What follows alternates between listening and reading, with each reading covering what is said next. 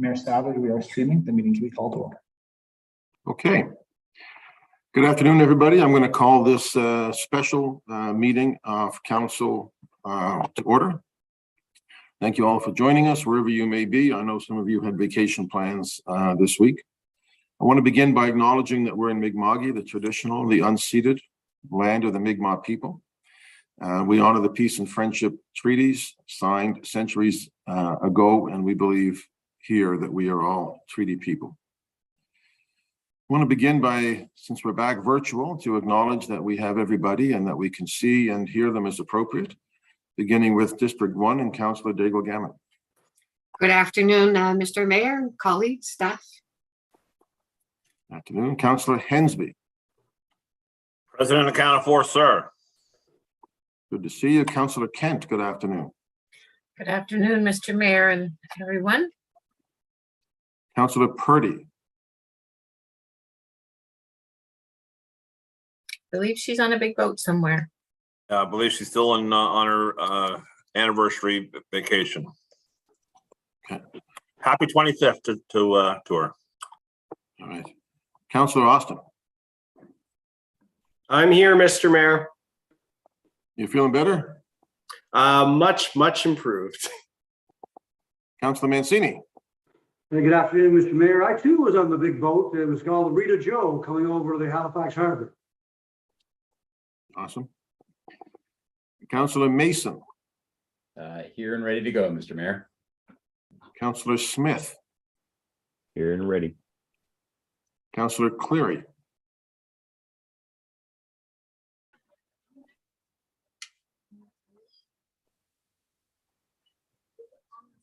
Councillor Cleary. Councillor Morse. Here, Mr. Mayor. Good afternoon, councillors. Councillor Cuttle. Oh, hi, I'm here. I just got kicked out and brought back in, so I think everything is working now. Good afternoon, everyone. Thank you. Councillor Stoddard. I'm here, Mr. Mayor, but I'm gonna have to sign out because I'm getting some bad vibrations here, so I'm going to give it another shot. But I am here, and welcome to all my councillors, friends, colleagues. Deputy Mayor Lovelace. Good afternoon, Mr. Mayor, colleagues, staff, and the public. I've got good vibes to hand out to everyone. Great to see you all. Great. Councillor Blackburn.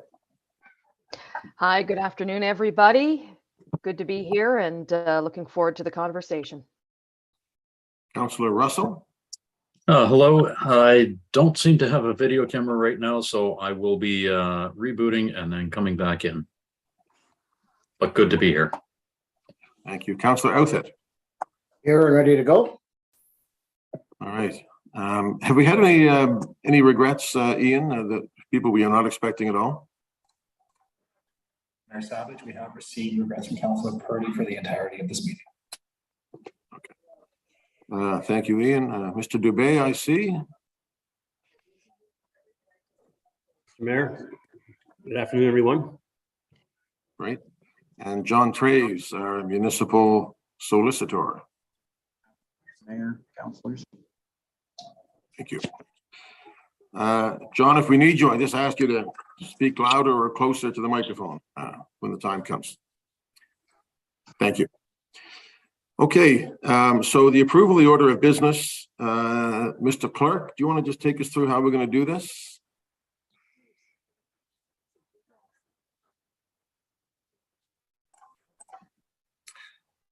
Mayor Savage, there is one item in front of council for the meeting today. It is item number 4, homelessness in the HRM. There is I believe there is a presentation prepared from staff that is available for this, and then there will be an opportunity to discuss this afterwards. And we agreed, I think, to go into committee of the whole rules at council.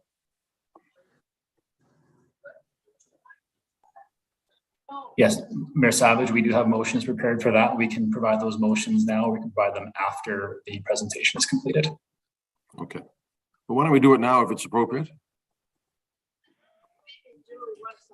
So move, Mr. Mayor, that we move into committee of the whole. Second, That's sufficient. Let me just make sure that's sufficient, Ian?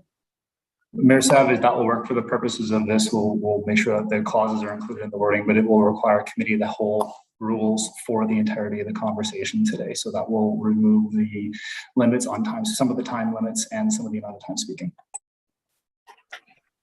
Doesn't change the time limits, it changes the number of times speaking for sure.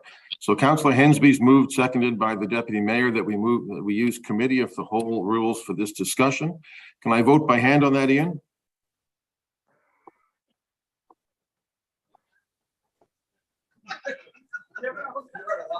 Mayor Savage, because it is waiving rules, I would ask that we do a roll call for that. Okay, I'll leave that to you then. Beginning with District 11, Councillor Cuttle.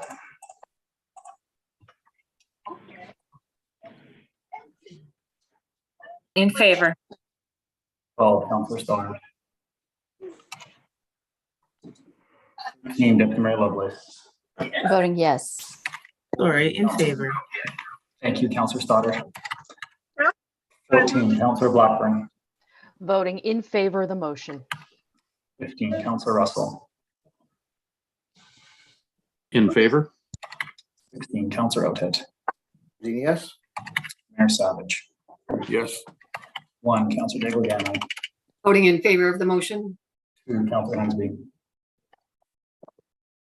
Affirmative, sir. 3, Councillor Kent. In favor.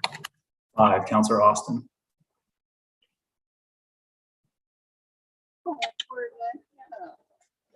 Yes. 6, Councillor Mancini. Voting in favor of the motion. 7, Councillor Mason. For the motion. 8, Councillor Smith. For.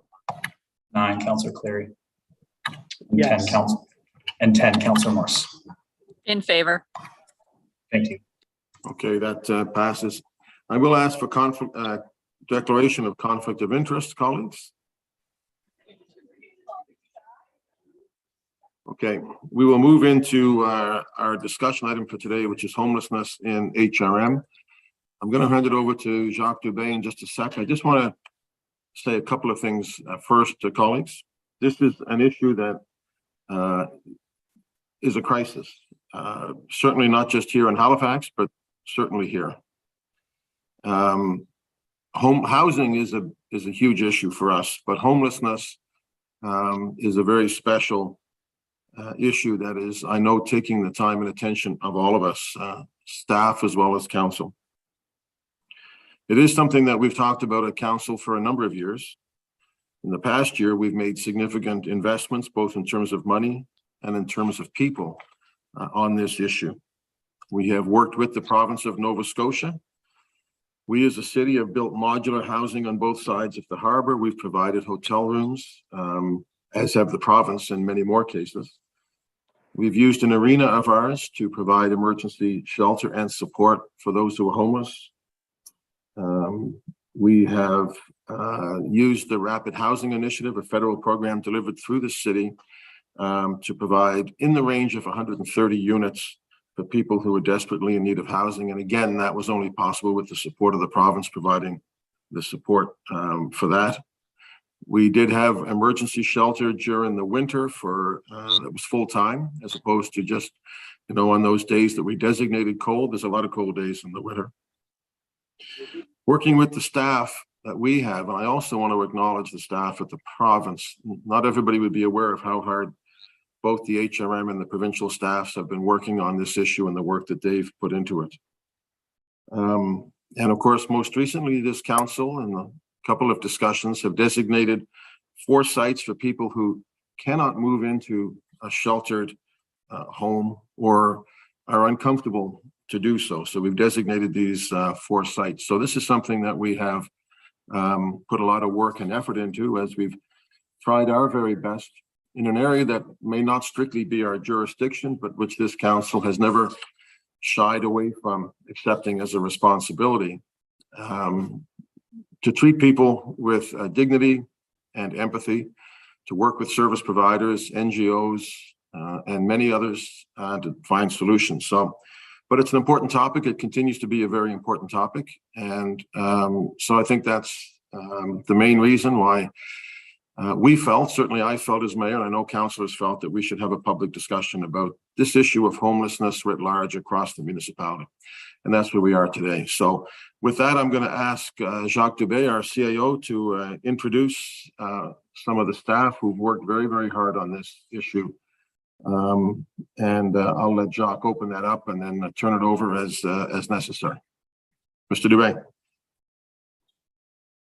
Well, thank you very much, Mr. Mayor, members of Regional Council. Good afternoon.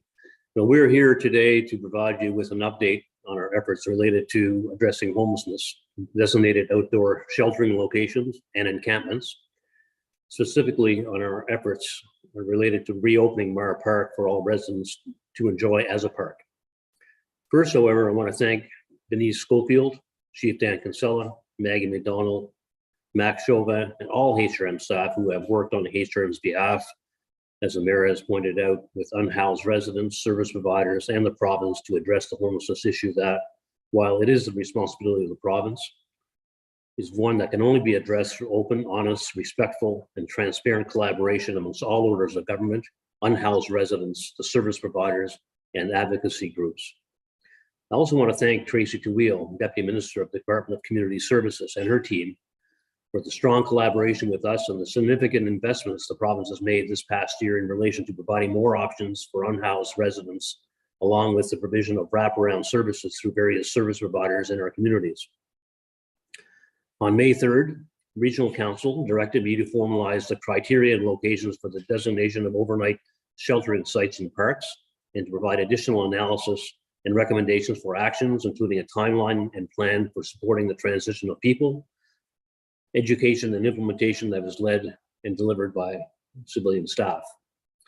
We returned to Regional Council on June 14th with a report that outlined criteria for those outdoor designated sheltering locations, identified 4 locations, and outlined a proposed approach to education and compliance. This approach was endorsed by Regional Council.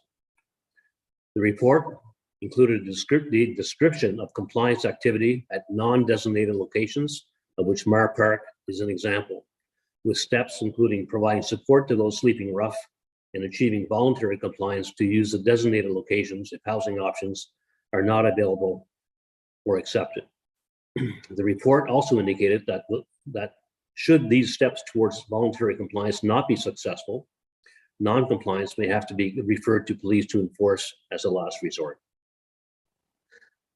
We are not requesting today a decision of Regional Council, but rather we are updating you of our activities to date, which have been consistent with your direction, and advising you of the current situation, expected next steps, and potential implications.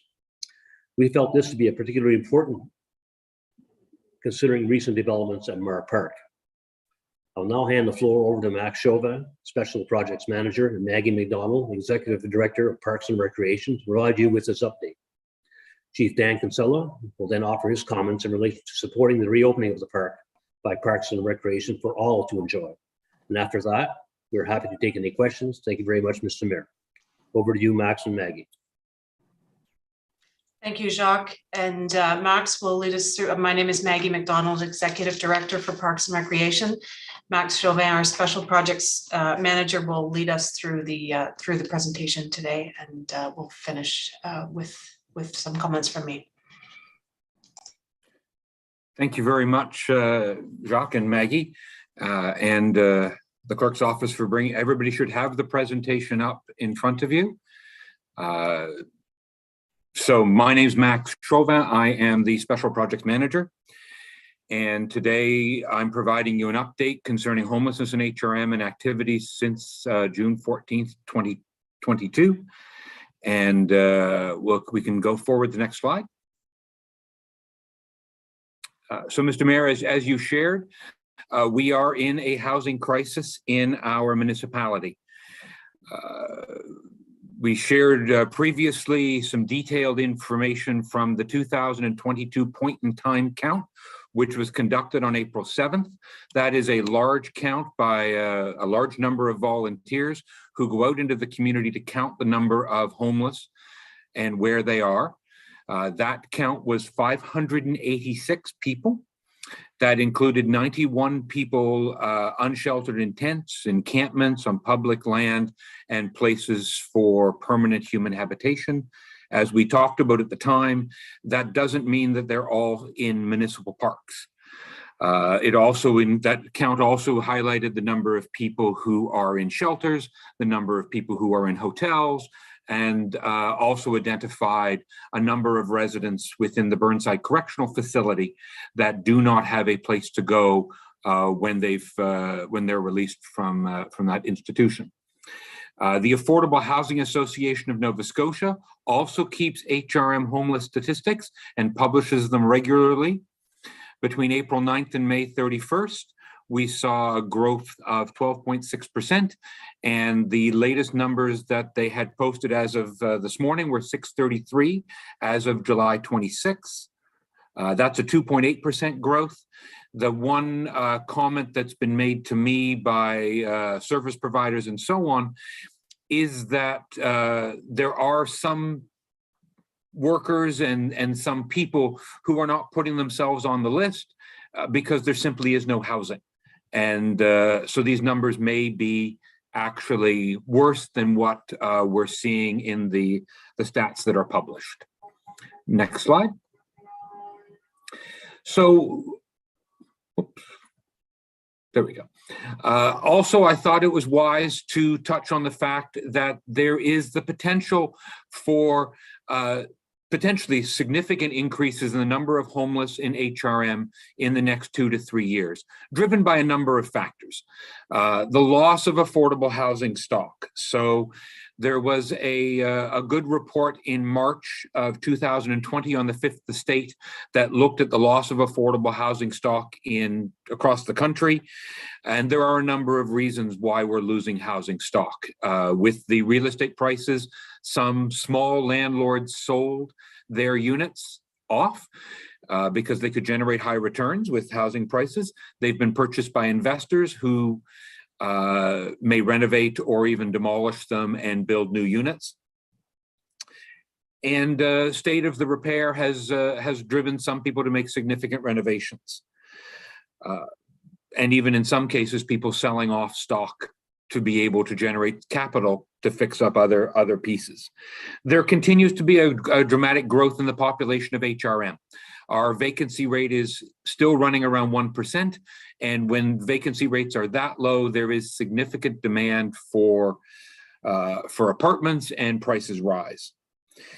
While we don't have specific statistics on it, we do know of many people who have been, and the term is rent evicted, which is they have been removed from their apartment so that renovations can be done, and post those renovations, the prices go up. We know that high levels of inflation are increasing prices in many, many places. According to the Consumer Price Index information, prices for consumer goods between June 2021 and June 2022 rose 9.1%. We know from talking to some landlords that rental increases of even $10 a month push some people into a position where they can't afford where they're living, and they are on the road to eviction simply because they can't afford the price increase. And I think anecdotally, we've all seen those increases at the grocery store and in places like that, but they are placing tremendous burden on some folks. There is also the provincial rent cap, which is currently a moratorium on rent increases other than a 2% per year that has been imposed by the province. That is set to expire at the end of 2023, and the impact of that is truly unknown.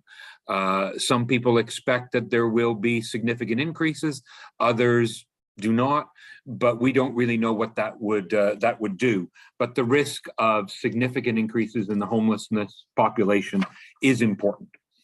Next slide. Also think it's important that we talk about some of the root causes, and we've shared this before. The first one is a lack of stock, and we've talked about that on the previous slide, but it's important to understand that the lack of stock is not just a lack of one-bedroom apartments.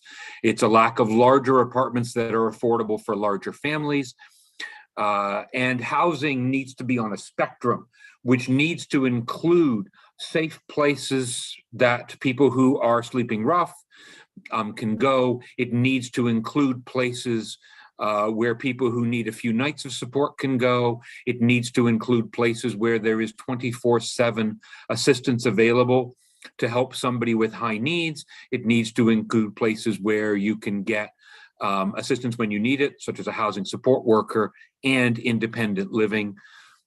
So it's a broad spectrum of housing, not just the lack of one-bedroom apartments. We've talked about rising prices, but people simply can't afford the way prices are going up. And we know that there are some in our community who are spending 50% of their income on housing, where the goal would be 30% or a third. And there are some spending up to 90% of their income on housing, and then struggling with food, medication, and any other services and things like that. Poverty, the opposite side of rising costs in some ways, but there are people who simply don't have enough income to be able to afford a place to live. As you can imagine, if you take the average rent on the peninsula of $1,600, multiply that by 12, assume that's a third of your income, you need an income of in the range of $60,000 a year to be able to afford a one-bedroom apartment. And for many, they need more than that.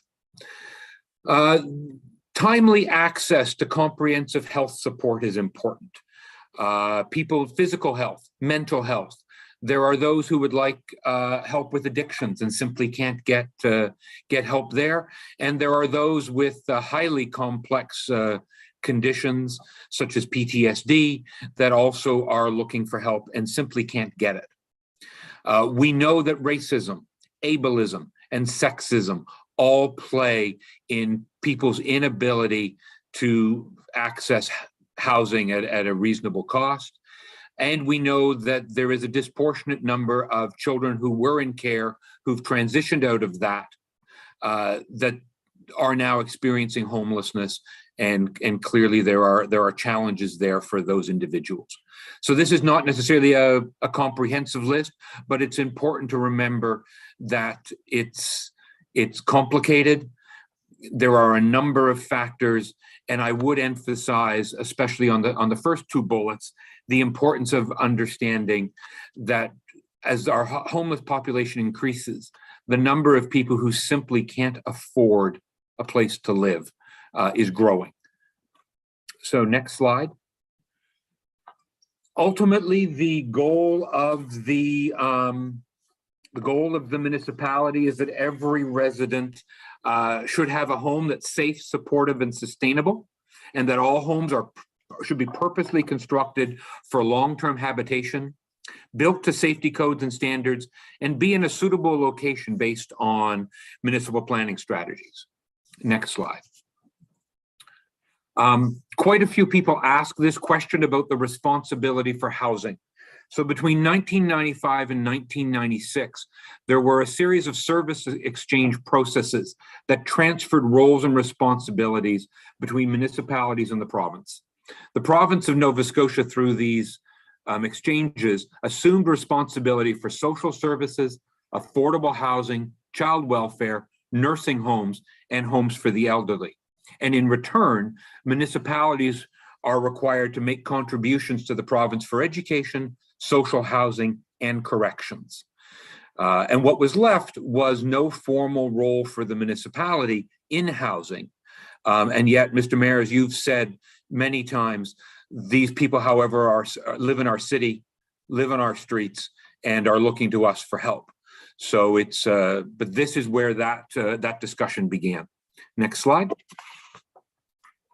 Some background. People sleeping rough in our community is not a new thing. People have slept rough in our community for many years. and some will continue to do so. What we found, however, is there are more people sleeping rough than there have been, and therefore it's more prevalent.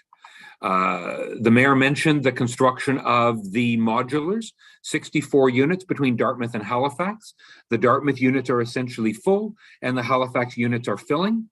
I know some folks have asked about why it takes time to bring people into the modulars, but it's important to remember that some of the folks that are moving into these units have been sleeping rough for more than a year, and it is a significant process to move from having slept outside for a year or longer to now living indoors in a structured setting. Though the modulars are run by a service provider from the province, we've provided support for hotel stays. There are housing projects coming, and so we shared a list of pending housing projects with council during our last presentation. And by the end of next year, there's 243 units pending, and there should be additional projects as additional money has been provided by the federal government for more housing work. And so we would expect more things coming along by then. As we talk about the crisis, it's also important to note that there have been successful activities to house persons experiencing homelessness. The province has invested significant resources in purchasing properties, and service providers have done significant work.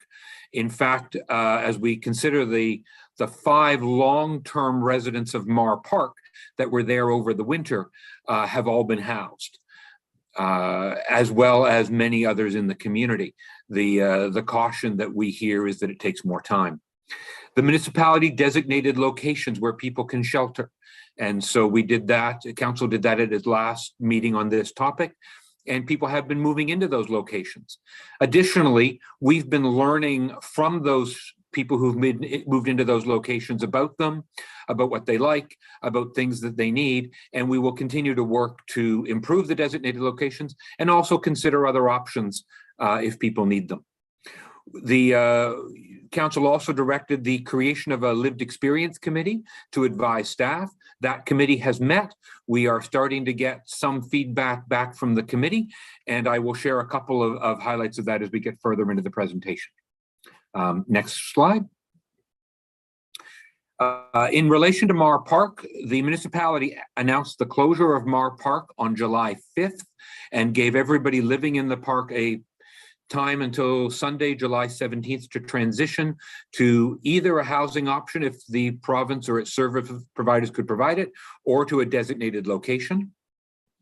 Signage was posted and 2 notices were provided to people in the park. One was a pamphlet that provides direction to the designated locations and contact information for service providers. And additionally, a formal notice was provided that people needed to vacate the park. Staff met with the residents in the park before the public announcement of the closure, so they were the first to know. And at that time, they indicated a willingness to move. That was also reported by one of the advocates in an interview that they did in Saltwire. We've had considerable support from street navigators and service providers who have been in the park multiple times since the 5th, including on the 5th, and multiple agencies. Those agencies include the North End Community Health Center, Shelter Nova Scotia, the BIDS, and many, many others that have all been there to help. There has been opposition to the closure of the park from advocacy groups, including Halifax Mutual Aid, which has built the Tyvex wooden shelters that you see in a number of locations. Permanent, Accessible, Dignified, and Safe Housing, which is PADS, who's been an advocacy group for a considerable period of time around issues of housing and homelessness. Nova Scotians United, which is a recent political party registered with the province, and members of the Freedom Movement or Freedom Convoy that have recently joined the protest at the park. And it's important that each of these groups is different and that they are all protesting the closure of the park, but then also do have different different issues that they are also advocating for. We have had, as people have been found housing, we've had new residents moving into Mar Park, and we've had returning residents. So we have had folks that have been provided housing and the housing hasn't worked out for them or hasn't been suitable for them in terms of they feel it makes them ill or doesn't work for them, and they've moved back to Mar Park. So the situation and the number of residents in Mar Park changes quite frequently. Next slide. Residents at the park have expressed that they are no longer willing to leave. We have had conversations with advocates and protesters. We also have been told that some individuals trying to help those in the park have been made to feel uncomfortable by the protesters and are now very reluctant to go back in and work with those that are homeless. And that's obviously a concern. Compliance officers have visited the park to make sure people knew that it is closed, that they are no longer allowed to be there and that they need to move on. We've also had people who work in the housing and homelessness sector continue to recommend people to move into the park even after the closure. So they are directing people in direct violation to the municipal's closure of the park to continue to go there and to shelter there. Next slide. There has been significant communication publicly about this work between municipal updates, briefings, and council meeting and statements. This is a list of 7 of them with what was shared in each one. Next slide.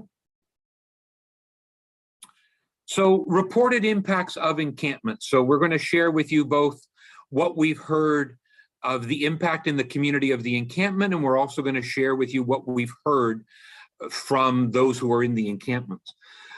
So for those around an encampment, and you've received some correspondence from people through the clerk's office, but the number one theme that we hear is significant mental health impact. People have listened to people being beaten, screaming for help, and yet when police arrive, people aren't feeling comfortable enough to be cooperative because they're afraid of retaliation or of what the police will do to them, and therefore those incidents repeat. You should remember that some of those people that are listening to that in the area are children, 7 years old, 8-year-olds. We've heard nightmares from them as they've listened. Parents have told us they've heard the sounds of the beatings, and they've gone on multiple times.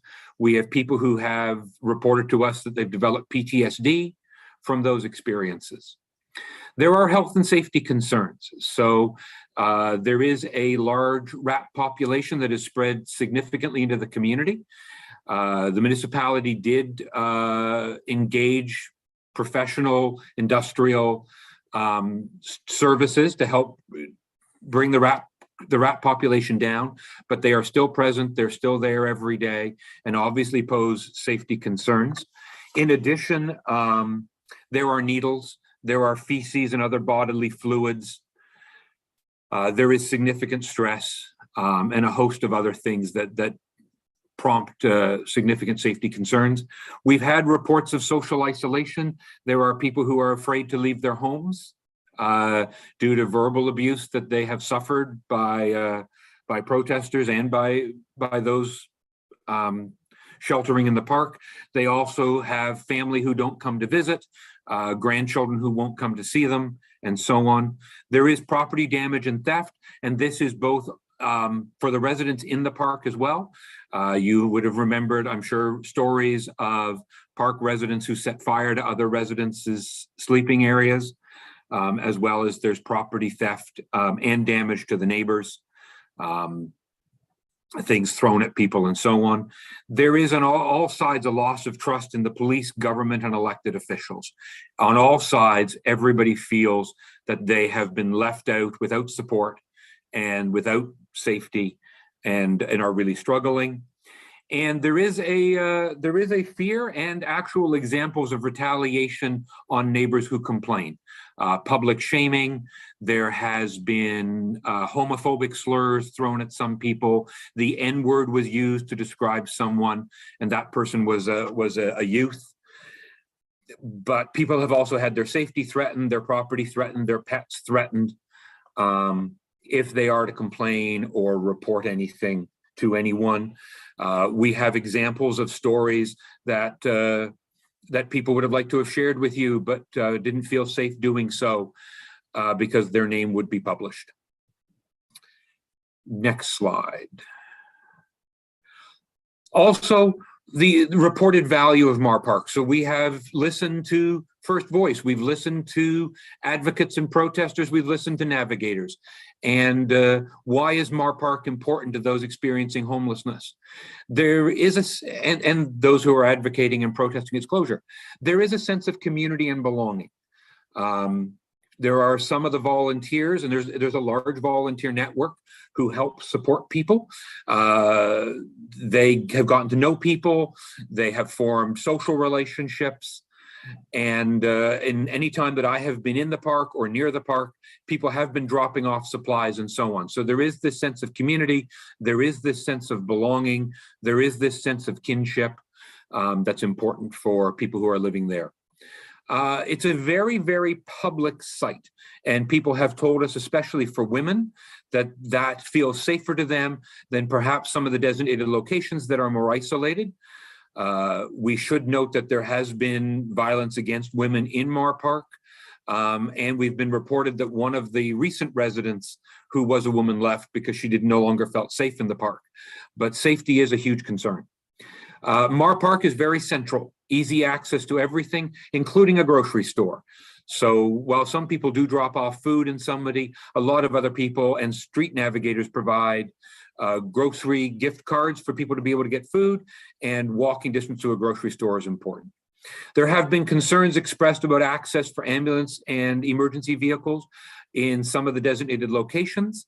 It's important to note that also some of the designated locations are very accessible. So again, good feedback that we're receiving and things that we will examine and see how to make sure that we're addressing needs as much as possible. There is a perception in the community that if you go to Mar Park, you will get housing. And so people are seeing it as a fast track to address their needs. And there's also a feeling in some that Mar Park really wasn't used for anything or needed. And, why can't it be a place for the homeless? And why are we taking action on that? So that's sort of a summary of some of the themes that we've heard. Next slide. So why move forward to close Mar Park? Escalating health and safety concerns, rats, needles, human feces, other fluids. There are a number of things that make it an unsafe location and make it a health concern. There are other options available with increased supports. So the designated sites are up and running. Water is being delivered to them every week. We've started to receive feedback on water volumes and are making adjustments to that to meet the needs of those that are living there. We've spoken to some of them to get some other feedback. Garbage collection is running and so on. And again, making adjustments based on what the residents in those areas are telling us they need. Mar Park is not suitable based on the criteria that Council reviewed in our previous presentation. It is essentially 40 feet from a large playground structure that is very well utilized. It's used morning, afternoon, and evening. It's next to a daycare, a school. And so the criteria that we laid out for designating a location, Mar Park doesn't fit. And as you can imagine, there are significant safety concerns for children walking by and so on. There is a profound impact on the surrounding community, which we have talked about and which you've received information on. And there is increasing conflict between the advocacy groups, the neighbors and members in the community around the park, and park residents that is growing and expanding and will continue to create problems in the community. Next slide. So in summary, Mayor and councillors, though we had early indications of a willingness of park residents to leave, We haven't seen substantial success towards park closure based on our discussions to date. The current residents have indicated now they're unwilling to leave, and protesters have indicated both in direct discussion and through social media their intent to block efforts by HRM to vacate the park. As such, the next steps under the endorsed approach would be to ask Halifax Regional Police for assistance in vacating the park. And with that, I will turn it back to the CAO. Thank you very much, Maggie. And so, Mr. Mayor, I believe Chief Kinsella is on the call, and I would invite Chief Kinsella to offer his remarks. Thank you. Thank you, CAO, and good afternoon, Mayor and Council. Just a few comments here. You know, we have adjusted and evolved in our response in an attempt to support the municipality with their approach to this complicated issue. We have been assisting strictly in a support capacity for many, many months now. We know that this has been civilian-led. Through the evolution of our response, it has not been enforcement-led. You know, the municipality now is at a point where they are considering exercising an option to call the HRP for assistance. And as you can appreciate, this decision will change the approach from non-enforcement-led to enforcement-led, if in fact we are called to assist. And, you know, I want to applaud Maggie and team and the CAO and everyone for bringing this forward in a transparent manner. I think it's very important. And I will say, as I have said before, you know, we will have to look at the matter in its entirety, consider and evaluate the specific circumstances of the matter and of the situation and the impact that that it might have. We will obviously have consultation if and when that call is made from Ms. McDonald to the HRP, and we will go from there.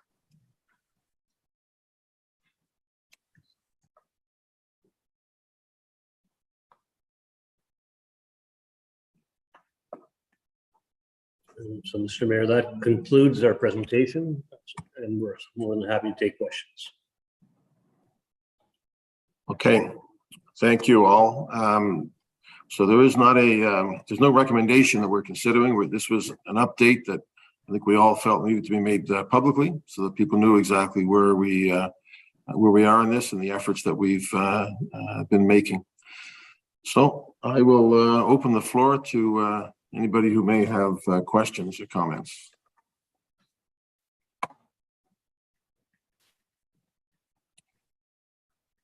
Councillor Hensby.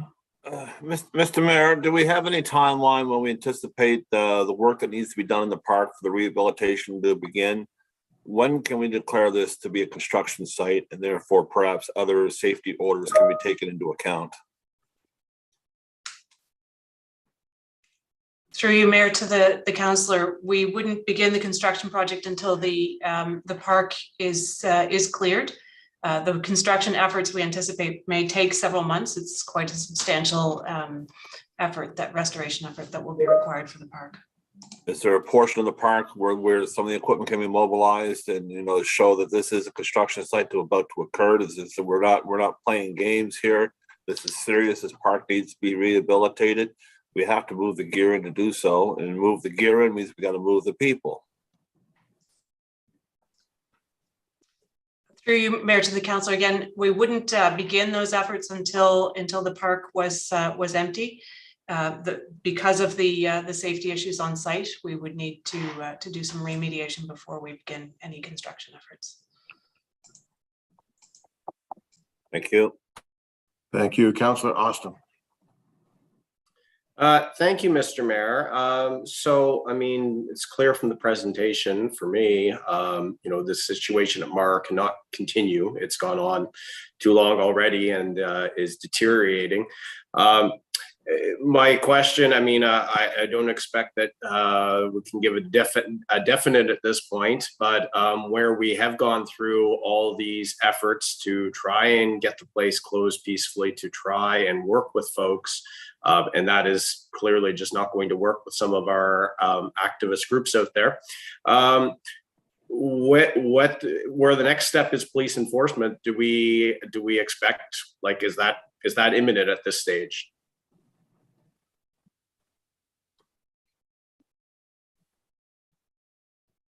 So, Mr. Mayor, through you to Councillor Austin. So once the Executive Director of Parks and Recreation makes a request, then Chief Kinsella would have to come up with an operational plan to support that request.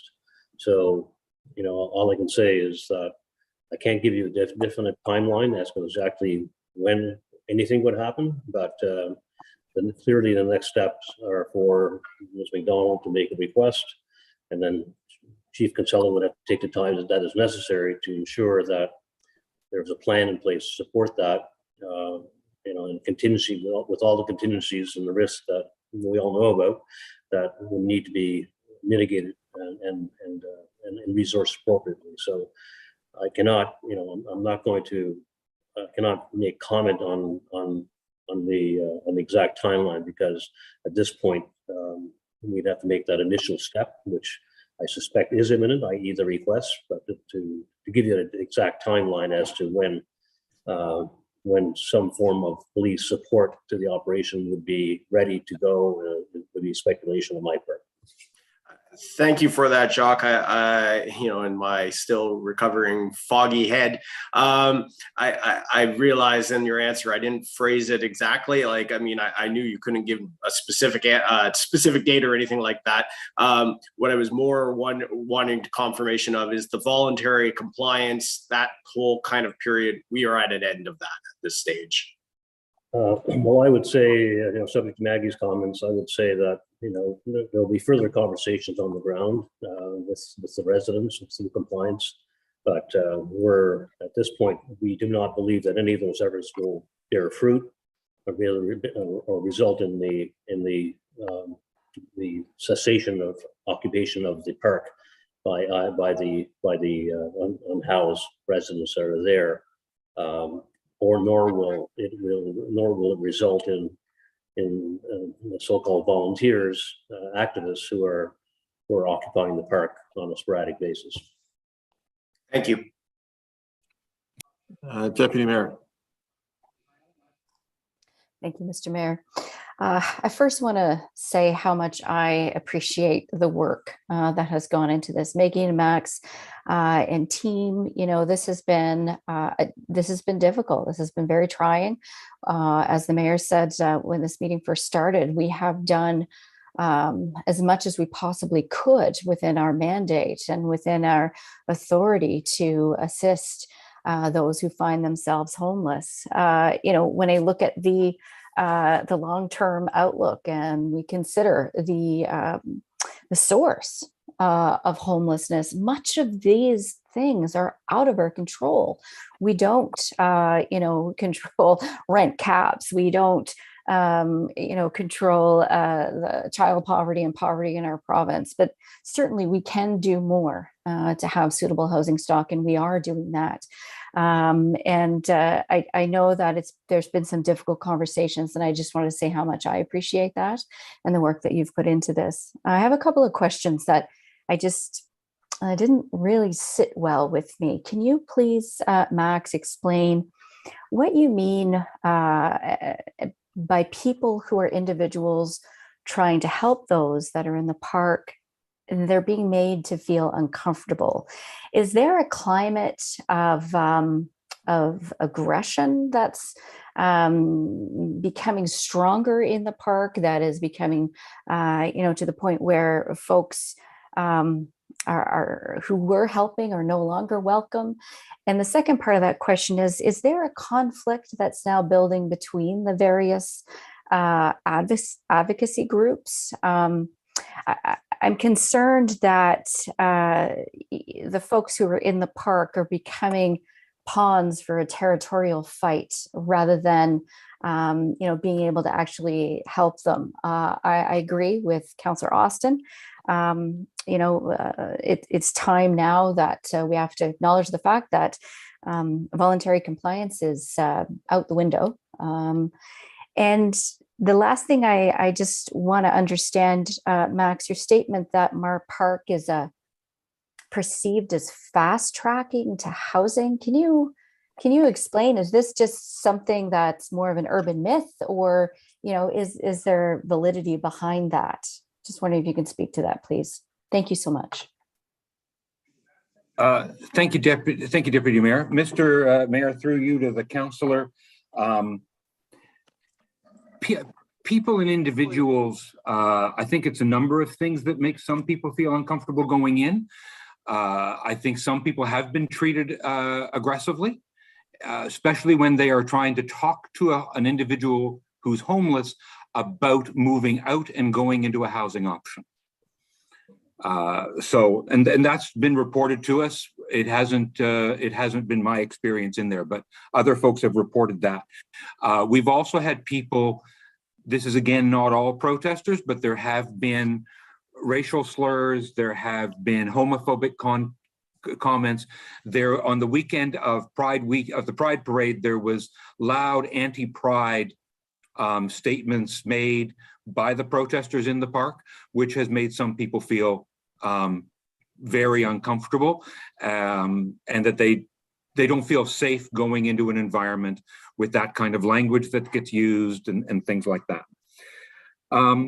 In terms of a territorial fight, I don't think I can answer that question, other than I do know, speaking one-on-one with some folks from different groups, I know that they don't all support each other's entirety of their span. They are united on the government should not be allowed to close the park, but certainly on other agenda items. For example, I have spoken with one group who is very pro-Pride, very pro-diversity, inclusion, and so on, and certainly would not be supportive of some of the agenda items others are sharing. And in terms of your last question, I think, again, it's hard for me to give you a definitive answer on that. But certainly I know that some service providers did meet resistance when they were talking to people about finding somewhere else for them to be able to shelter or to live. Those options that were being offered, in my opinion, were better than sleeping in a park. But again, that really isn't our judgment. That's the judgment of the people who are homeless and where they want to be. Thank you, Max. I appreciate your work. Thank you. I have Councillor Smith and Morse, then Cuddle. I ask people to use the chat line if they can to indicate they want a question. Councillor Smith first, and then Councillor Morse, and then Cuddle, and then Kent. Thank you, Mr. Mayor, and Max and team. Again, thank you for all the work that you're doing. I know it's hard, and I know many sleepless nights trying to not only support those, but also create options and safe options for those facing homelessness.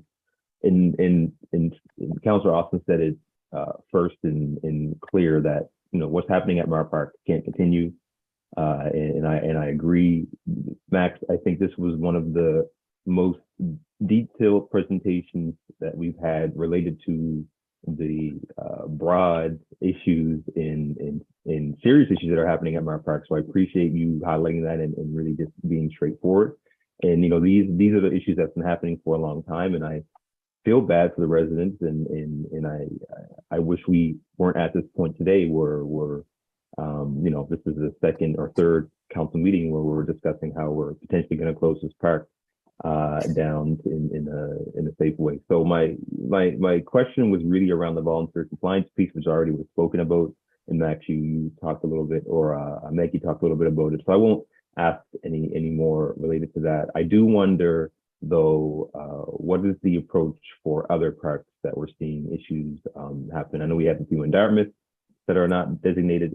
For me, Cogswell Park is starting to be a site that we're seeing many tents. That's just off of Quinpool Road.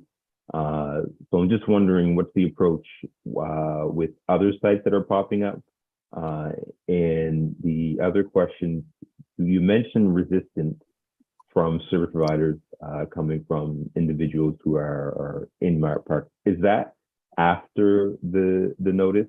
Because I know that, as mentioned, that we had folks who said that they will move on voluntarily, and that changed. So I'm wondering, did the resistance for not wanting to move come from what you've heard from service providers, Max?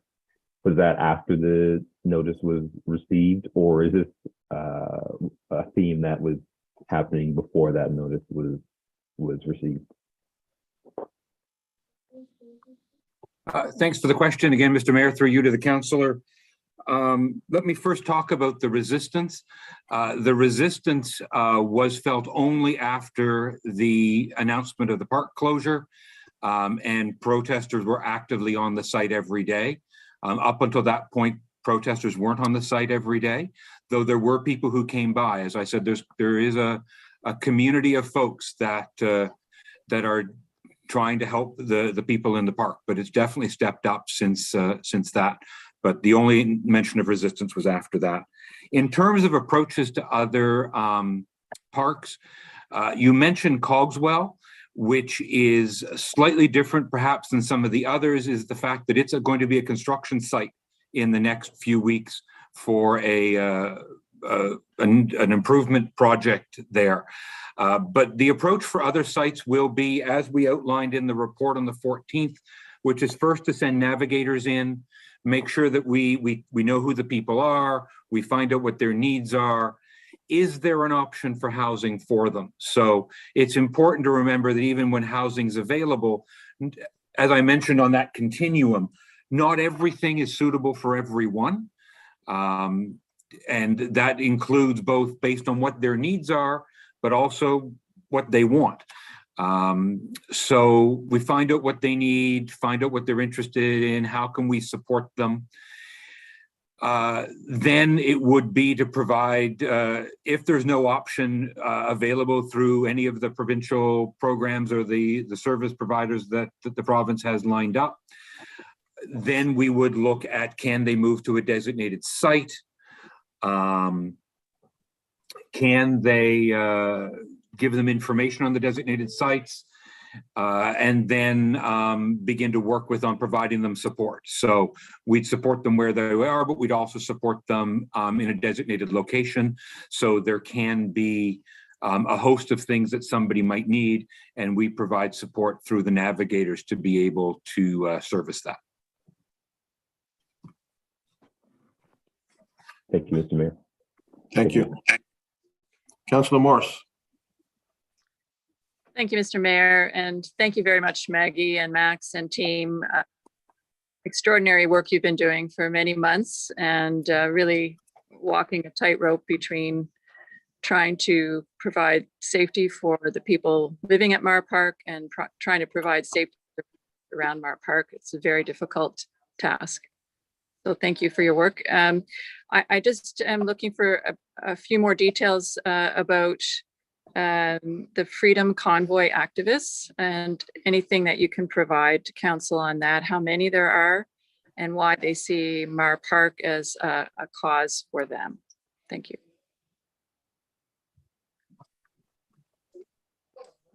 Max, I'll ask you to take that one. Sure. So Mr. Mayor, through you to the councillor, a couple of things inside of that.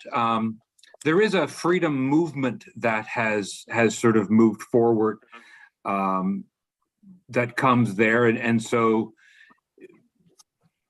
the numbers, obviously very difficult to articulate.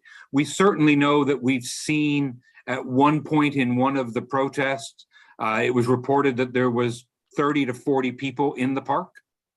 And regularly, people have reported 10 to 12 people there when they've had an event there. In terms of why the Freedom Movement has chosen Mar Park, I don't have an answer as to why that is. It's just something that they appeared fairly quickly in between the announcement of the closure of the park on the 5th and then the rally that was held there on Sunday, the 17th. Just to add, it does seem to be part of a platform, a broader platform for the freedom movement across the country. Okay, all right, thank you. Thank you, Councillor Cuttle. Very much, Mr. Mayor. And I would like to just echo some of my other council colleagues' comments and say thank you very much to Max and to staff. All of HRM staff have been working on this response to support those experiencing homelessness. I think Max gave a pretty good overview there about the context, and that it's, this isn't just about housing stock. It's, a need for all kinds of different types of affordable and supportive housing, and that we need to continue to see action on this from all levels of government. In terms of HRM, as a municipality, I do feel over the past year we have taken ownership of this issue around supporting those who are experiencing homelessness on our streets and in our parks, and a leadership role. And we have done, there are no easy solutions, particularly easy long-term solutions. But we have worked to try to provide better and safer conditions, which certainly I think needs to be acknowledged and offered to those who are still in Mar Park and other parks to really support and assist them assist them in getting to these other locations where there are services and supports.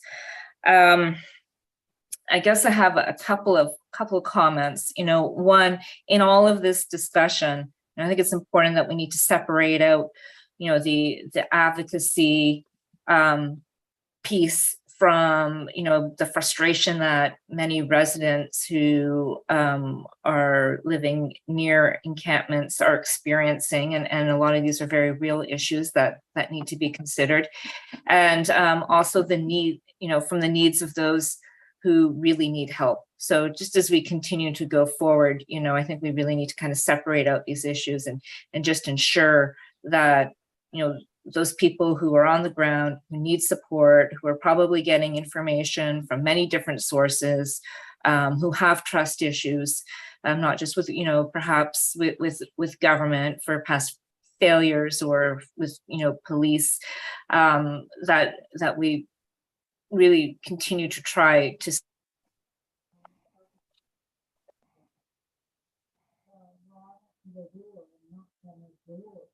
I think I lost Councillor Cuttle. With many moving parts. Yep. Just lost you a little bit there, Councillor. Can you just repeat your question? Or Whoop, I just lost everybody. Can you hear me? we can hear you now, yeah, but we did lose you for a little bit. Can you hear us? Yep, I can hear you. Yeah, I've been having problems with the Zoom. It does keep cutting in and out on me. Yeah, I'm still here. So just in terms of, just keeping that kind of first person in perspective as we're going through all the actions that we know we need to take to mitigate the issues at Mar Park, just making sure that the people who need help are getting it. I do have a question about kind of what happens as people get moved out of Mar Park and the rehabilitation of it. What kind of strategy do we have in place, or what's going to happen if the issue just moves somewhere else? Do we have any plan in place or any process in place for dealing with what might happen if a larger encampment sets up in another park that is not being supported through our, the things that we're offering? The primary strategy is around trying to encourage people to the designated spaces, both through supportive service providers, but also in the provision of services at those sites so that they're more attractive as sites at which to set up. Beyond that, Max described the process around connecting with people who are in parks through first navigators, and then moving through the stages of compliance. So that would be true regardless of how the whether it was a new site. But basically, for any undesignated site, that would be the same process in place. But primarily, we would be looking to try and encourage people to move to designated sites if there aren't available housing options. Okay, I guess I'm really concerned about, kind of the advocacy pieces, just moving from our park to another park. Again, separating out, there is an advocacy piece here that's happening, as well as people experiencing homelessness. And I just want to make sure that, we have a broader strategy for dealing with both of those components, so we don't end up with, an unsafe situation somewhere else.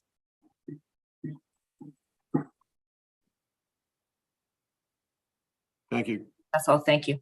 Thanks, Councillor. Councillor Kent. Thank you, Mr. Mayor. I too want to thank you, Mr. Mayor. Start with you on the leadership here in this regard. I know that it matters to you. It matters to us as councillors and our staff. The work that you're doing is a lot of heavy, complex lifting that you're doing, and I know that I certainly appreciate it. Every day we hear as councillors, we hear of people who are on the verge of a housing crisis, which is their immediate need individually, and that's what we're talking about for these folks. I can't help. I started to make a little list of the presentation comments that you were offering, and when I hear any one of these in my day-to-day routine as a counselor or as a human being, I have concerns. So these are some of the ones I just quickly jotted down. Safety concerns: screaming, beatings, damage, rats, violence against women, public shaming, homophobia, retaliation, racism, threats, needles, stress, PTSD, isolation, and verbal abuse. Those are some that I just caught. Any one of those would be, my eyes and ears and spidey sensors would perk up and say, what's going on? How do we fix this? And how do we get somebody potentially into a better, safe environment? And yet we have this perfect storm right here, right now, that has been growing. And now we have no option, in my opinion. And other councillors have said the same. We have to bring this to a head at this particular park. As Councillor Cuttle had said, we do need to continue to focus on those individuals who are in such need of support and approach. But these other pieces are now critical pieces that we cannot not address.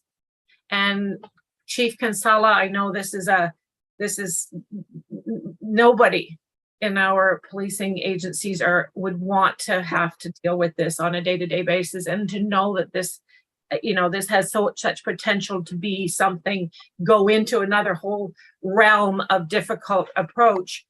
It's there.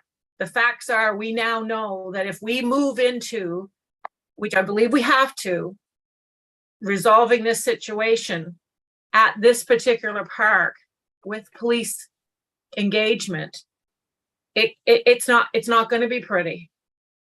We have agents there now who are continuing. I think Councillor Lovelace said it perfectly. They put a big circle around it, pawns in their advocacy and their real agenda. And I'm not going to be very popular in social media for saying this, but let's face it, folks.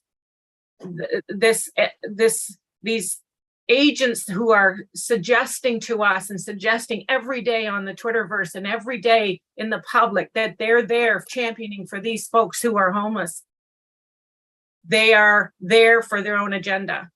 And we are seeing it now. We're seeing it with the addition of this new, I don't know if it's the freedom, I've heard it called today the freedom movement, if it's the freedom convoy. We saw the implications of that kind of behavior in Ottawa. We saw it in some of the other cities. We know it's to prevent people in a park to be able to have a dialogue with any government agents or specialists or community agents or specialists around what can we do to help you get another safer spot to live, to go in there and prevent those conversations being had. That's criminal, in my opinion, for vulnerable people. We're talking about vulnerable people. We have no choice. I believe we have to go in. We have to make sure this gets changed. I really appreciate that this is going to be our toughest, and we can't say we didn't know it was going to happen. And we just can't. We have to do it. What that's going to look like, I trust in Chief Kinsella and his teams to go in and create a plan that is about protecting those who are vulnerable and addressing a scenario that Maggie and her team are putting forward as being critical pieces. We can't ignore it. I've probably taken too much time now, but thanks for listening. I do have a question around the Freedom Group. Do we know if this is the same group that was attached to the Truckers Freedom Convoy piece? Are these truck drivers? Are these elements of that group that was basically surrounded the Ottawa event and came in from other countries, from other parts of Canada? Who are these folks? If we have an answer on any of those. Thank you. If anybody wants to try that one. Jacques, you've popped up. Yes, thank you, Mr. Mayor.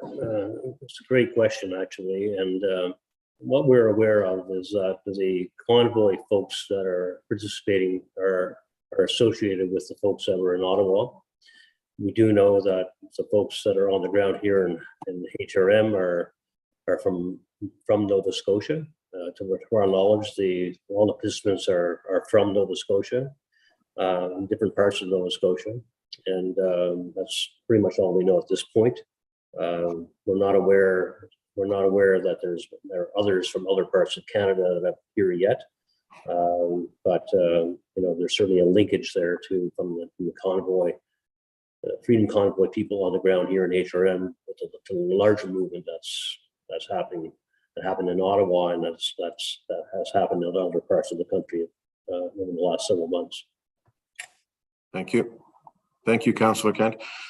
Chief, Councillor Kent had sort of mentioned you and the fact that the position that the police are in. I'm wondering if there's anything that you would want to say about that without getting into any operational details.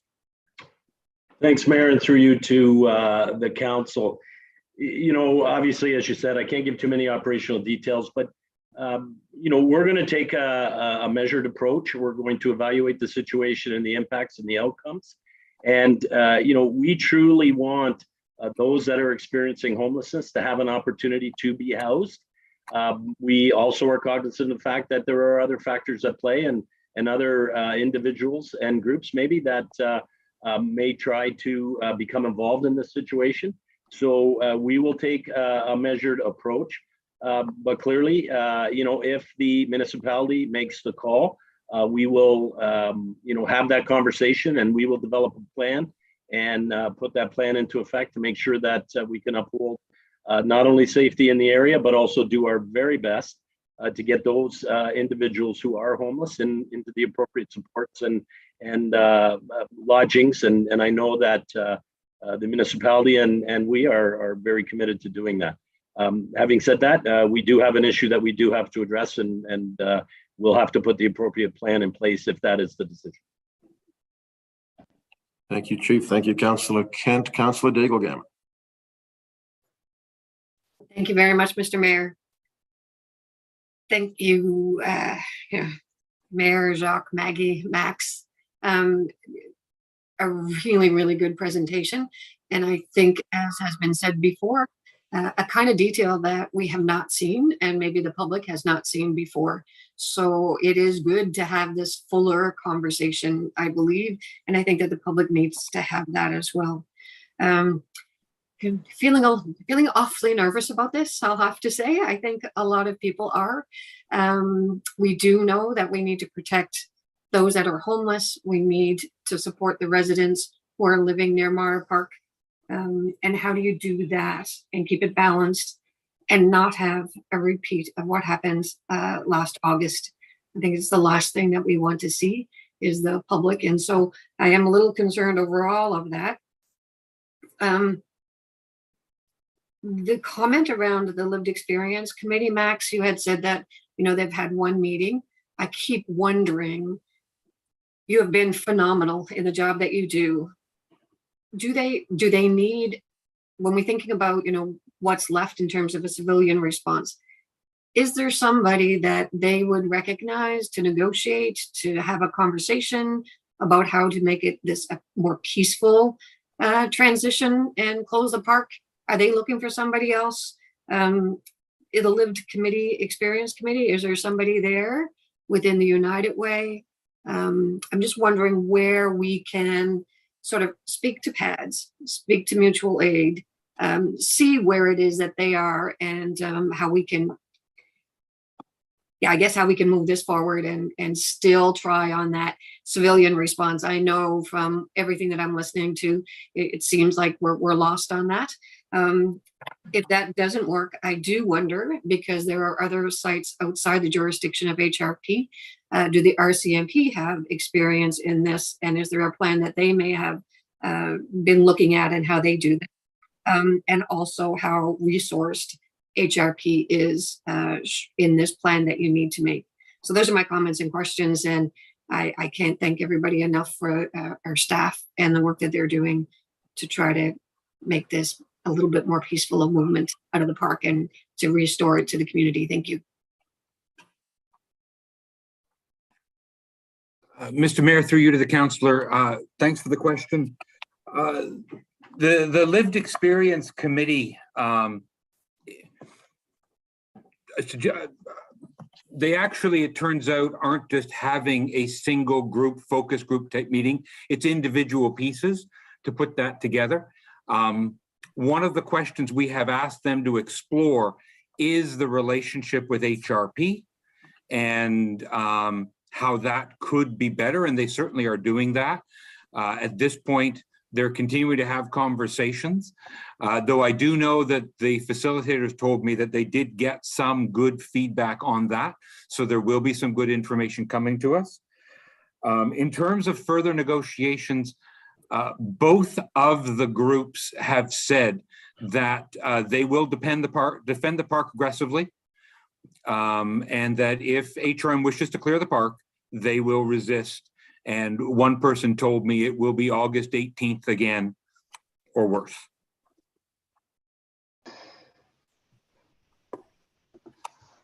Well, that's just sad, isn't it? Through you, Mayor, to the councillor on the question of HRP versus RCMP, we have a meeting coming up with the RCMP to check in with them with respect to our approach on homelessness. So that's coming up shortly. So we'll be connecting with them on that. And on the question of resources, I would defer that to the police chief.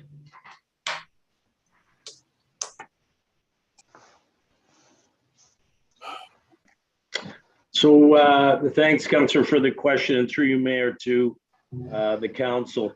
Resourcing determinations are made kind of in conjunction with planners in-house. When we get the call, or if we get the call, those decisions will be made on the scope and depth of whatever the plan might entail. In regards to calling for or incorporating our partners in policing, if we need to do that, we certainly will. The RCMP are willing participants, as are Cape Breton Regional, Truro Police Service. All the municipal police services will come and help if required. Fundamentally, we have to know what the plan is going to be, what it'll entail, and the types of resources that may be required. And on that note, we would be willing to help our partners with the RCMP, or quite frankly, any other municipal police service in the province, should they bring that request to the HR. May I have one follow-up question, Mr. Mayor? Thank you very much. Is there a concern that this meeting, this conversation actually triggers an increase in the response at Meyer Park?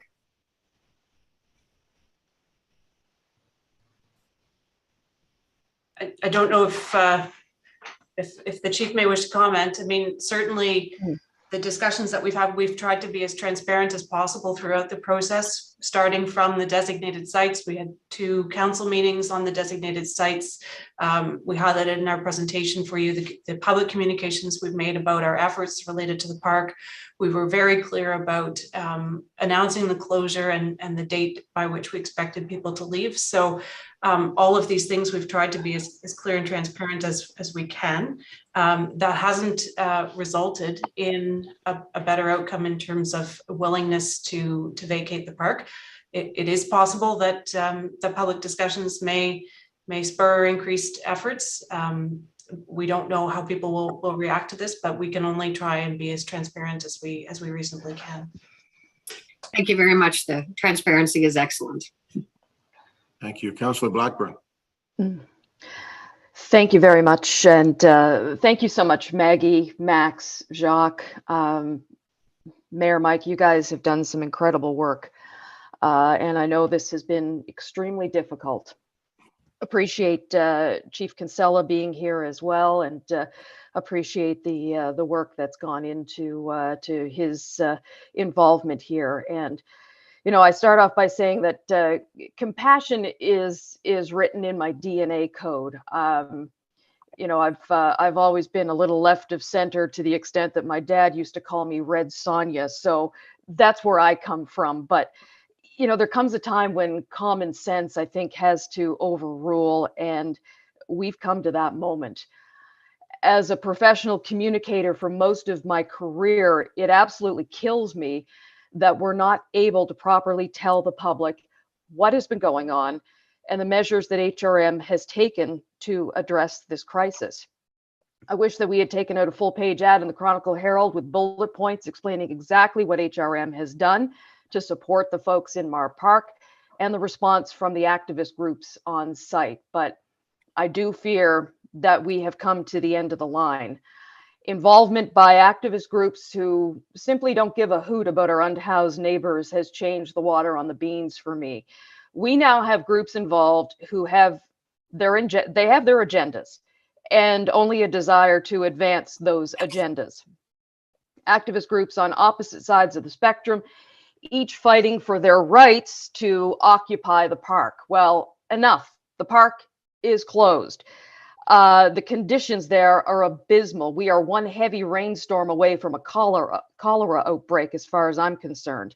And now we learn that the service providers are, in fact, worried about accessing the park. And that just further isolates those experiencing homelessness. That does nothing to support them. In fact, you know, the groups, and it's just been confirmed, the groups have told us they want a confrontation.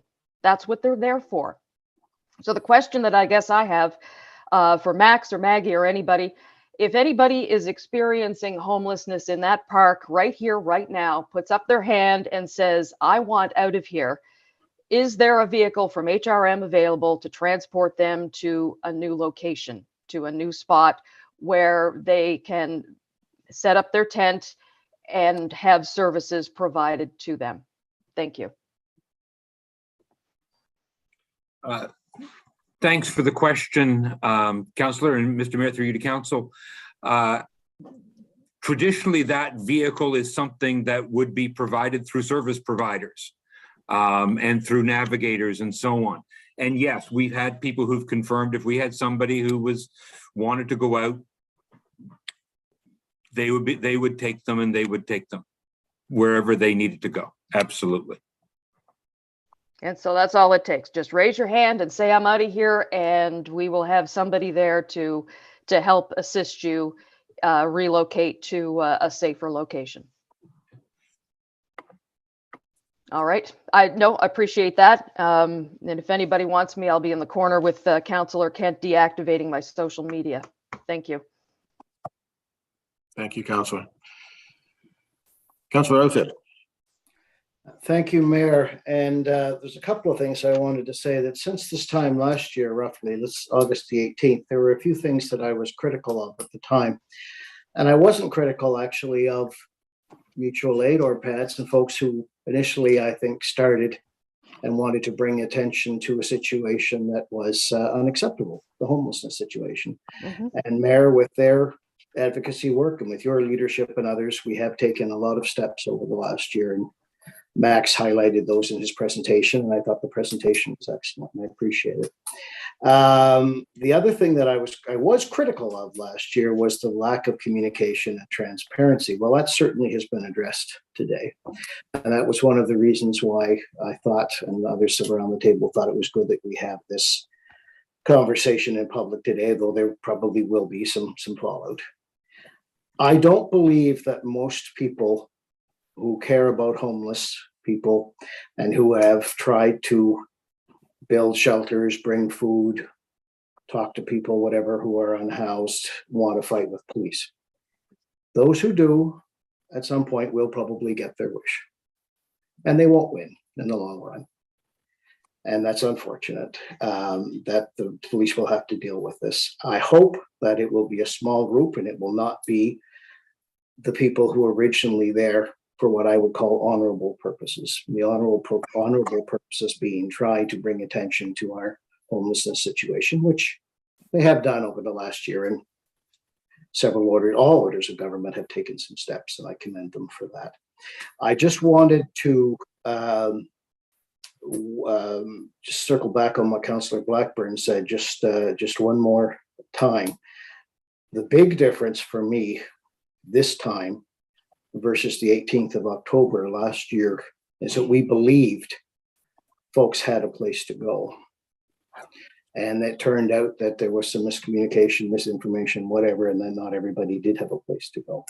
So if tomorrow, and it's not going to happen tomorrow, but if tomorrow police were to escort people out of this park, and hopefully there will be waiting buses or vans or trucks or whatever required to move them and their goods, as their possessions, as Councillor Blackwood said, I want to make it very clear that when and if police do receive a call someday from HRM Parks to clear out this park, that there will be guaranteed either hotel or designated campsites or modular rooms, etc., available for every one of those 4 or 5 or whatever folks who will be there at the time. So if somebody could just confirm that for me one more time.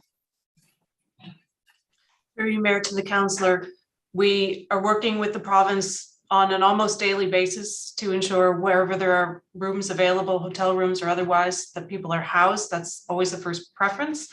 And in cases where that's not possible, we will ensure that there is space in our designated locations. We update that information on designated locations on a regular basis to ensure the capacity is there for those at those sites.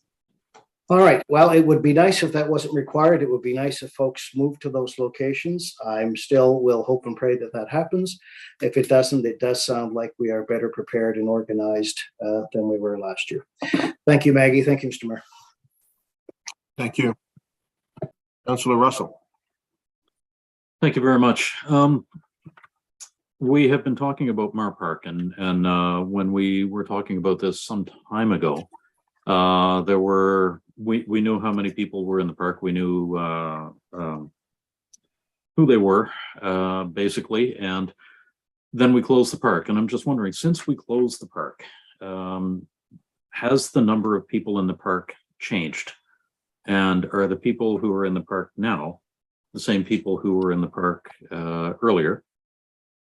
That's the first one.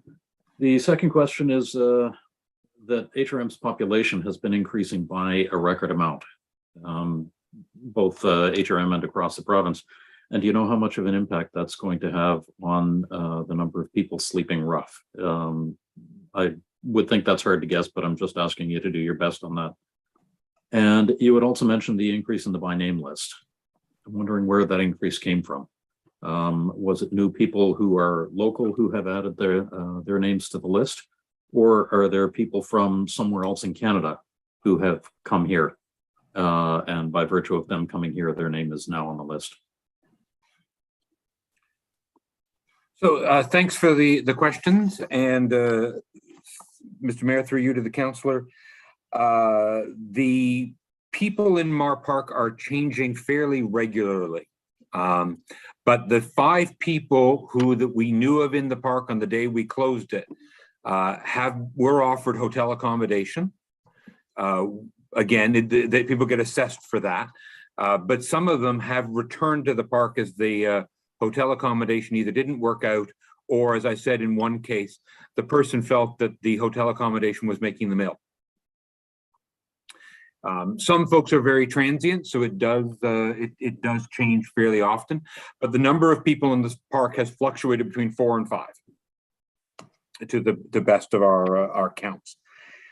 In terms of the number of people potentially sleeping rough, really hard to model that, considering there are so many things that could move.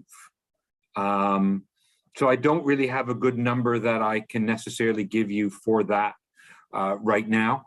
Certainly something that I can talk about with colleagues to see if I can find something. And in terms of the by name list, for the information that's public on the by name list, it's simply the number of people. They don't make public, for privacy reasons, some of those bigger details. But my understanding from sort of some of the folks that are doing point in time count and things like that is that we are getting more homeless in our community because they simply can't find a place that they can afford to live. And that is the crux of the growing homeless situation. And considering potential long-term growth, that is seen as the most likely contributor of those people, is it will simply be people who just can't afford a place to live anymore.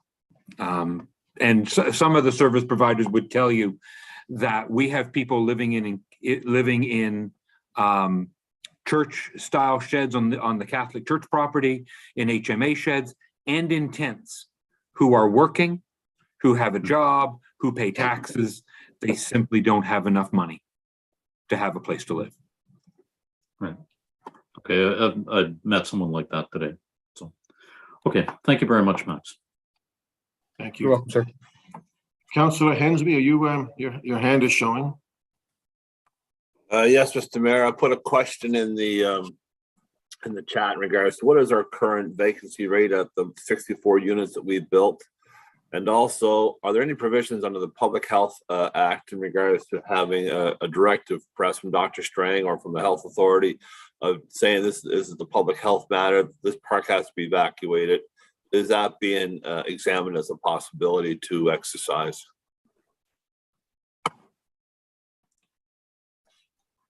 Mr. Mayor, through you to the councillor, the numbers that we have on the modulars are a week or so old, but the Dartmouth ones are essentially full and the Halifax ones are approximately 50%, which means there's about 18 to 20 spaces available in the Halifax modulars. And Maggie, do you want to touch on the other piece? We would have to speak with the province with respect to the public health issue. I don't know whether they'd be willing to declare that. Okay. So we have capacity at our Halifax modular units for the few campers that are at Mars Park. Depending on their condition or state of being, will they be acceptable to be received at these modular units? Who would make that assessment? Would that be the our people on the ground that are doing this facilitation? Is that our street navigators that do that, or is it out of the cold doing that service for us, or is it community services? Again, Mr. Mayor, through you to the councillor, Out of the Cold has a outreach worker who does the assessments. So a street navigator who thinks that somebody might be a suitable candidate would reach out to them and they would do the assessment. But Out of the Cold does it. They have a person dedicated to that. when I last asked them or asked through to them, all of the candidates living in Mar Park had been assessed, as had candidates in other parks, Peace and Friendship, Victoria, and so on. And then, of course, there is, are you a suitable candidate, is one question. And then the other question is, do they want to go? So they have been assessed. So do we know, are they eligible to be taking residency up at the modular units? Has that been excluded as a possibility? If they can't take a modular unit, I don't think they'll be able to take a hotel room. So I think we're running out of options for them. I see no reason why they cannot relocate to one of the other designated park sites that we have. I believe there's probably more than enough capacity there to serve them at those other sites. So I'd just like to know, have they been assessed and are they acceptable for modular occupancy? So they have been assessed, but they don't provide us, again, for privacy reasons, they don't make public those assessments. Similarly, the people have been assessed for hotel stays as well. So we don't know personally as a council if these candidates for occupancy are available to use our modular units or not. That's just out of the cold, and the persons themselves that know that. But I'm sure that out of the cold know that we have a capacity at our Halifax site for occupants if they meet the criteria. So yes, Councillor, they are aware.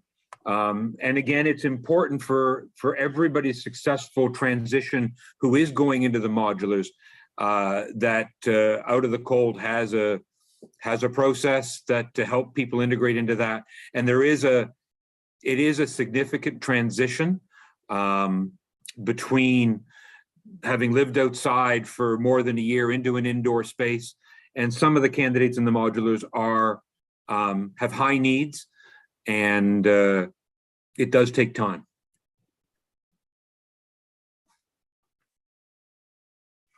Thank you for that. Thank you, Councillor. Councillor Daigle Gammon. Thank you, Mr. Mayor. Max, I apologize, and Chief, I apologize if I'm getting into the weeds or you feel you've already answered this question, but when Councillor Otit and Councillor Blackburn asked a question about making sure that if somebody puts their hand up, that somebody is there, I recalled at one of the briefings that we had that if there's a police presence, they would move them to the sidewalk. Now, one of the things that happened, last August was, and we got criticized by some of the service providers, was that they were not fully resourced or prepared or aware in the moment. So this plan, whenever it's made for whatever day that it's made, will we be assured that the service providers will be there? And if they're not, then is that an alternate plan? Will we take that into consideration? And then there's a plan B, for example. I'm just really worried because I know that we say we're working with the province, but the province funds the service providers, and if the service providers aren't resourced well and prepared to be there, then again, it could fall apart. So I apologize if it sounds redundant, but I just needed to ask it again. Thank you. Mr. Mayor, through you to the council, Councillor Daigle Gammon, not a repeat question or anything like that. I think it will depend on the operational plan that we need to do. One of the possibilities is, as one of the councillors suggested, to have a van and take people to an alternate location where then they would access service providers. So yes, there will be a way for them to access service providers, and should it not be safe for the service provider to be able to be at the sidewalk, then we would have a different approach to ensure that those who are experiencing homelessness and need do have access to services, and it can be done in a way that's safe and respectful for everybody. Thank you. Yeah, I'm just making sure that we ensure the safety of service providers should they have to be on site or close. So I appreciate that very much, Max. Thank you. Take some confidence in your answer. Absolutely. And Councillor Mayor, if I might just add something. Please. And through you to the council, thank you for the question, Councillor. It's a good one. We are committed to the overall hope that we can get these individuals into housing accommodation. We will take every step that we can. Max has worked closely with the service providers and we'll look after that end. And we will do our very best to help them. And it just depends. You cannot speak to the overall circumstances. Things are fluid and flexible, but we are committed to doing everything we can to get them into a housing situation. Thank you. Okay. Colleagues, I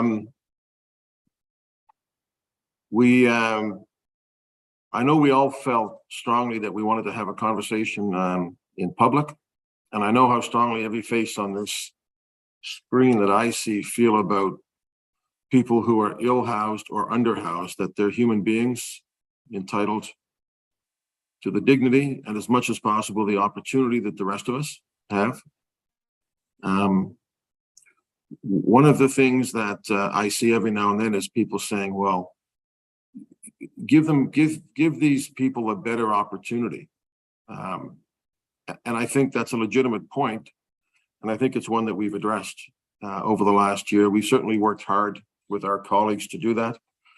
First of all, providing temporary shelter at one of our arenas and providing supports, putting people in hotels, providing emergency transitional shelter, providing full-time through the winter out of the cold support for people who are homeless, the rapid housing, including what is now public, the Overlook, the building in Dartmouth that will house several, or maybe 5 or 6 dozen people of many different acuities.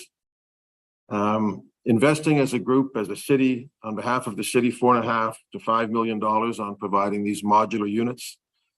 The province has provided specific shelter for people in Mar Park over the last number of months. But in spite of all that, there are some people who cannot or are not comfortable accepting shelter with a roof. And that is why we've designated these locations, which will provide services that will provide people with more basic services than they have at Mar Park. This is not an issue that's going to go away. In the short term, we'll do everything we can to provide housing, particularly for people who are completely unhoused. We're not the only city going through this, but we're frankly the city that we're all concerned about making a difference in. An important issue. And I know we all want to make a difference, and we all want to do the right thing. I think it's really important, Max and Maggie, the work you've done has been amazing, and Jacques.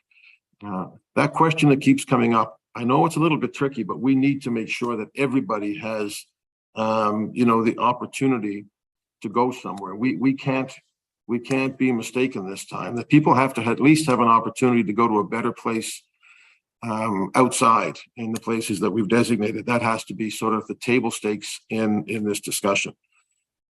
We need to look at our modular units. Councillor Hensby and others are quite correct. We've paid for these units and we're working with the service provider and with the province. We need to make sure that they're full. If people are unhoused, most of us have seen the units, at least the ones in Dartmouth when they opened up. And I know that the service provider and the people who moved into them were quite happy to have them. So we need to make sure that we're working with the province to ensure that those units are being fulfilled, and to make sure that we do everything we possibly can in the days, weeks, months, and years ahead to keep the pressure on this issue, because it is really important. We don't just represent taxpayers. We represent everybody who makes HRM their home, whether they're in a tent or whether they're in a house. And I think we've taken some good steps to try to help. We also represent other people that live in the community, and many of whom have been very patient while their communities have changed. So, difficult issue, but we've had it. We've consistently discussed this as much as we can in the public domain, as we did today. So I do want to thank everybody for taking part. I want to thank, Max, and there's other people I won't mention who've been on the ground, really working really hard, treating people as human beings. and we will continue to do that. So to everybody who took part today, unless there's any other words, I will accept a motion to adjourn this meeting, and I will see you all a week from today at our council meeting on August the 8th. So moved. Adjourn. Moved. All right, colleagues, thank you very much. Thank you, Mr. Mayor. Thank you, everyone. Thank you, Ian and team. Thanks, guys. Bye.